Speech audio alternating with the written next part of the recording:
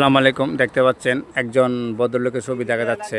ওনার নামটা কি দেওয়া হয় নাই, উনি হয়তো কোনো আমাদের কোনো এই যে এই বিভিন্ন কাজের হয়তো কোনো খ্যাতিমান মানুষ হবেন, কারণ ওনার ছবিটা এইভাবে টাইস করে বাঁধানো হয়েছে দেখতে পাচ্ছেন। ভাই আসসালামু আলাইকুম।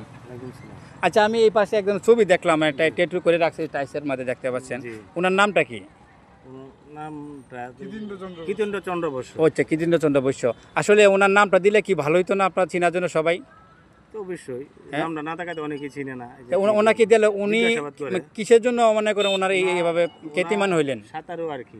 সাঁতারে বলতে কি এই নদীর মধ্যে সাঁতার কাটছেন নাকি? নদীর মধ্যে সাঁতার ফুলপুর তাইখে মাইমেসিং ফুলপুর তাইখে এই মদন আইসা এই যে উনা স্থান নির্ধারিত করছে। ও আচ্ছা, মামিসিং ফুলবাড়ির থেকে উনি রওনা দিয়েছে সাঁতারে। পানির উপরে বাঁচতে বাঁচতে চলে আসছে। চলে আসছে। আর ওনার খাবার দাবার কিভাবে খায় শুকনা খাবার? খাবার নৌকা দিয়ে?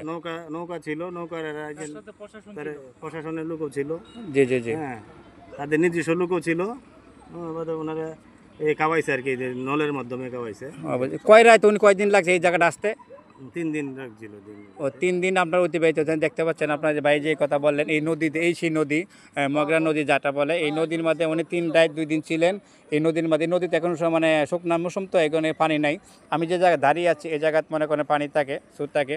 আমরা আবারও প্রশ্ন করি, এই জায়গায় ওনার নামটা যদি দেওয়া হইতো সবচেয়ে সুন্দর হতো। সবারই দাবি ওনার নামটা, উনি কিসের জন্য বিখ্যাত, কি খ্যাতিমান?